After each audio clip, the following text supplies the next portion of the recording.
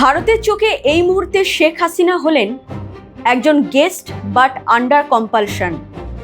তিনি রাষ্ট্রের একজন সম্মানিত অতিথি, যাকে বিশেষ পরিস্থিতিতে বাধ্য হয়ে ভারতে চলে আসতে হয়েছে। এবার ভারতের নিরাপদ আশ্রয় ছেড়ে দেশে ফেরার ঘোষণা দিয়েছেন বাংলাদেশের সাবেক প্রধানমন্ত্রী শেখ হাসিনা। জীবন বাজি রেখে মামলা মোকদ্দমার সম্মুখীন হওয়ার সিদ্ধান্ত মুজিব কন্যার।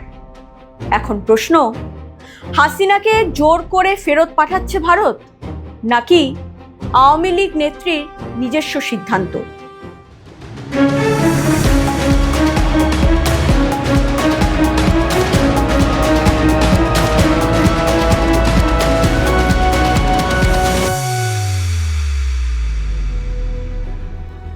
2024-এর 5ই অগস্ট নিজের জীবন হাতে করে সেনা কপ্টারে ভারতে রওনা দিয়েছিলেন। সেই থেকে পরবাস। সুদখোর বাটপার গেছে। এখন যে আরেকজন আসছে, সে খাম্বা আর গ্রেনেড হামলাকারী। তাদের তো একটাই চেষ্টা, কিভাবে আমাদের মারবে। তারপর আমি বাংলাদেশে যাব, কারণ মানুষের এত কষ্ট সহ্য হয় না। আমি গেলে যদি মানুষের কষ্ট একটু লাঘব হয়, সেটা আমাকে চেষ্টা করতে হবে। আমি যাবো, সেই জন্য সিদ্ধান্ত নিয়েছি। এখন আমি সারা বাংলাদেশে কথা বলছি, প্রত্যেকটা ইউনিয়নের নেতাকর্মীর সাথে আমি কথা বলবো। এ পর্যন্ত 115টা আমি আলোচনা শেষ করেছি। 300 সিটে আসনে আমি কথা বলার পর আমি চলে যাব দেশে। যা থাকে কপালে, সে আল্লাহ বারবার আমাকে বাঁচিয়েছে, আল্লাহই সেটা রক্ষা করবে। ভারত কেন হাসিনাকে ফেরত দিচ্ছে না? ভারত কবে ফেরত দেবে হাসিনাকে? এতদিন ছিল হাজারো প্রশ্নের ভিড়। বিষয়টাকে এমনভাবে দেখানো হচ্ছিল যেন ভারতের পরিকল্পনা মতো প্রতিবেশী রাষ্ট্রে আশ্রয় নিয়েছেন শেখ হাসিনা। আওয়ামী লীগ নেত্রীর একটি মাত্র ঘোষণায় আপাতত সেই সব জলে। দেশ জুড়ে এখন কৌতূহল, হাসিনার প্রত্যাবর্তন ঘটছে নাকি প্রত্যার্পণ? এই প্রশ্নের উত্তরে আপনাদের বলি, প্রত্যাবর্তন আর প্রত্যার্পণ দুটি শব্দের অর্থ সম্পূর্ণ আলাদা। প্রত্যাবর্তন মানে যে নিজের ইচ্ছায় ফিরছেন, মাথা উঁচু করে সসম্মানে। প্রত্যার্পণ মানে ফিরিয়ে দেওয়া হচ্ছে, যেমন বন্দি প্রত্যার্পণ। হাতকড়া পরিয়ে মাজায় দড়ি বেঁধে হাসিনাকে ফেরানোর কাল্পনিক ছবি কেউ কেউ দিবা স্বপ্নের মতো দেখতে শুরু করেছেন। ভারত হাসিনাকে বন্দি করেনি, মুজিব কন্যাকে আশ্রয় দিয়েছে মাত্র। সুতরাং হাসিনাকে প্রত্যার্পণের কোনো যুক্তি এক্ষেত্রে খাটে না। প্রতিবেশী ভারতের কাছে আশ্রয় চাওয়াটাও যেমন হাসিনার নিজস্ব সিদ্ধান্ত ছিল, তেমন দেশে ফেরাটাও হাসিনার নিজস্ব সিদ্ধান্ত। ভারত শুধুমাত্র একজন দায়িত্ববান প্রতিবেশীর মতো পাশে থেকেছে। বিপদে পড়ে যাওয়া শেখ হাসিনাকে আশ্রয় দিয়েছে, বিশ্ব মঞ্চে মানবতার নজির গড়ে তুলেছে, ঠিক যেমনটা করেছিল আফগানিস্তানের প্রাক্তন প্রেসিডেন্ট নাজিবুল্লাহর ক্ষেত্রে, তিব্বতী ধর্মগুরু দলাই লামার ক্ষেত্রে, মালদ্বীপের সাবেক প্রেসিডেন্ট মোহাম্মদ নাশিদের ক্ষেত্রে। মনে আছে মোহাম্মদ নাজিবুল্লাহর কথা, যিনি কাবুলে খোদ জাতিসংঘের কম্পাউন্ডের নৃশংসভাবে খুন হয়েছিলেন। বিশ্ববাসী তার ঝুলন্ত দেহ দেখে স্তম্ভিত হয়ে গিয়েছিল। এই নাজিবুল্লাহ ভারতের কাছে রাজনৈতিক আশ্রয় চেয়েছিলেন, পেয়েওছিলেন। ভারতে আসার পথে তাকে এয়ারপোর্ট থেকে ধরে নিয়ে যায় আফগান নিরাপত্তা রক্ষীরা। এরপর বাঁচতে পারেননি তিনি। সেবার তার 3 কন্যা ও স্ত্রীকে রাজনৈতিক আশ্রয় দিয়ে বাঁচিয়ে রেখেছিল ভারতই। তাদের সব খরচ খরচা বহন করেছিল ভারত সরকার। মালদ্বীপের সাবেক প্রেসিডেন্ট মোহাম্মদ রাশিদকে ভারত রাজনৈতিক আশ্রয় দিয়েছিল এক বিচিত্র পরিস্থিতিতে। 2012 সালে সে দেশে এক রাজনৈতিক সংকটের জেরে প্রেসিডেন্টের পদ থেকে ইস্তফা দেন নাশিদ। শটান মালদ্বীপের মালেতে ভারতীয় হাই কমিশনের অফিসে গিয়ে রাজনৈতিক আশ্রয় চান। নাশিদের বিপদের সময় ভারত তাকে রাজনৈতিক আশ্রয় দেয়। 1950 সালের নভেম্বর নেপালের তখনকার মহারাজা ত্রিভুবন বীর বিক্রম শাহ আর ছেলেন মহেন্দ্র, সবচেয়ে বড় নাতি বীরেন্দ্র ও পরিবারের অন্যান্য সদস্যদের নিয়ে কাঠমান্ডুর ভারতীয় দূতাবাসে আশ্রয় নিয়েছিলেন। 1959 সালের মার্চ মাসে দলাই লামা ম্যাকমোহন লাইন অতিক্রম করে ভারতের ভূখণ্ডে প্রবেশ করেন, ভারতের রাজনৈতিক আশ্রয় গ্রহণ করেন। ভারতের এমন মানবতার নজির বহু। হাসিনাকে রাজনৈতিক নেতা হিসেবে নয়, অতিথি হিসেবেই গ্রহণ করেছে ভারত। কারোকে রাজনৈতিক আশ্রয় দিতে হলে পার্লামেন্টে ঘোষণা দিতে হয়, ভারত তা করেনি।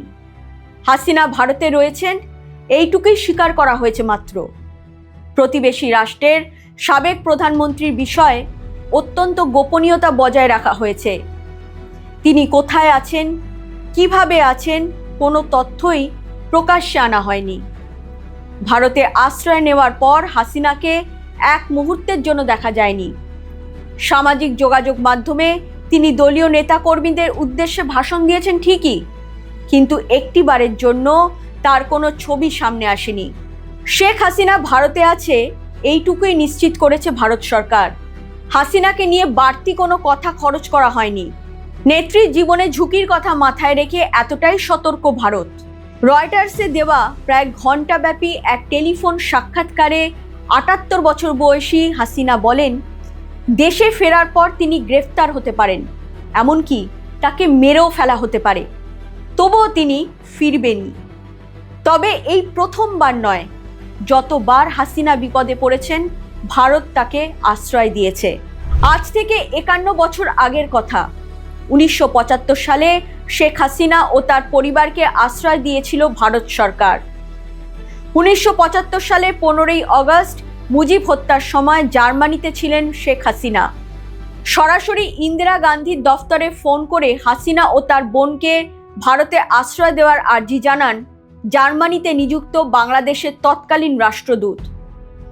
সব শুনে তখনই শেখ হাসিনা তার স্বামী ও বোন রেহানাকে আশ্রয় দিতে রাজি হয়ে যান ইন্দিরা। সেই থেকে প্রায় ৬ বছর ভারতেই ছিলেন। কোনো রাজনৈতিক আশ্রয় নয়, অতিথি হিসেবে শেখ হাসিনাকে গ্রহণ করেছিল ভারত। তিনি যখন দেশে ফেরার সিদ্ধান্ত নেন, ভারত তার কাছে বাধা হয়ে দাঁড়ায়নি। হাসিনাকে আশ্রয় দিয়ে কিভাবে পরিস্থিতি মোকাবিলা করবে ভারত? কোন পথে এগোবে ভারত বাংলাদেশ সম্পর্ক? হাজারো প্রশ্ন। অত্যন্ত সংবেদনশীল মুহূর্তে হাসিনাকে আশ্রয় দেওয়ার সিদ্ধান্ত নিয়েছিল ভারত। বিদেশি শক্তিগুলি ভারত বিরোধিতায় বাংলাদেশকে লঞ্চ প্যাড হিসেবে ব্যবহার করার চেষ্টা করছে। ইউনূস আমলে দেশে পাক আইএসআইদের আগমন, জঙ্গিদের ছেড়ে দেওয়া, এমন বহু ঘটনা ঘটেছে যা ভারতের কাছে রীতিমতো ঝুঁকির ছিল। চীন, আমেরিকার মতো বিদেশি শক্তিগুলি বাংলাদেশকে মধ্যমণি করে বঙ্গোপসাগরের তীব্র আগ্রাসন বাড়ানোর চেষ্টা চালিয়ে যাচ্ছে। হাসিনাকে আশ্রয় দেওয়ায় ভারতের সঙ্গে বাংলাদেশের কূটনৈতিক সম্পর্ক নষ্ট করার চেষ্টা হয়েছে, কিন্তু হাজারো চ্যালেঞ্জ সামলে ভারত কূটনৈতিকভাবে যে কোনো প্রতিকূলতার মোকাবিলা করেছে। পায়ে পা লাগিয়ে ভারতের সঙ্গে সংঘাত বাঁধানোর চেষ্টা হয়েছে, কিন্তু ভারত চুপ থেকেছে। বরং উল্টো স্রোতে হেঁটে উদার মনোভাব দেখিয়ে বাংলাদেশ ভিসা পুনরায় চালু করেছে। বাংলাদেশে আওয়ামী লীগ নিষিদ্ধ। আওয়ামী লীগের মতো একটি প্রাচীন রাজনৈতিক দল যারা মুক্তিযুদ্ধে লড়েছে, দেশের শাসন ব্যবস্থায় একাধিকবার প্রতিনিধিত্ব করেছে, সেই দলের নেতাকর্মীরা পলাতক। এই পরিস্থিতিতে দলকে চাঙ্গা করতে শেখ হাসিনা দেশে ফেরা অত্যন্ত জরুরি। সেই সঙ্গে হাসিনা দেশে ফিরলে এটাই প্রমাণিত হবে তিনি পলাতক ছিলেন না, বরং সামগ্রিক পরিস্থিতিতে দেশ ছাড়তে বাধ্য হয়েছিলেন। তাই একসময় যারা হাসিনাকে ফেরানোর দাবি করছিলেন, আজকে তারাই গণমাধ্যমে হাসিনার বার্তা প্রকাশ নিষিদ্ধ করেছেন। জামাতপন্থীরা বিএনপির যোগ সাজশ খুঁজে পাচ্ছেন হাসিনার ফেরার নেপথ্যে, কারণ তারা কোনোদিনই চাননি হাসিনা দেশে ফিরুক। এক্ষেত্রে ভারতের ভূমিকা নিছকই একজন ভালো প্রতিবেশীর মতো, যে হাসিনাকে আমন্ত্রণ জানায়নি, আবার ফিরেও যেতে বলেনি, বরং বিপদে পড়া এক রাজনৈতিক ব্যক্তিত্বকে আশ্রয় দিয়েছে। এক্ষেত্রে মৃত্যুদণ্ড মাথায় নিয়ে দেশে ফেরার সম্পূর্ণ সিদ্ধান্তটাই হাসিনার, ভারতের কোনো ভূমিকাই নেই। এরকম আরও খবর পেতে নজর রাখুন জিও পালস টিভিতে। লাইক করুন, শেয়ার করুন, সাবস্ক্রাইব করুন জিও পালস টিভি।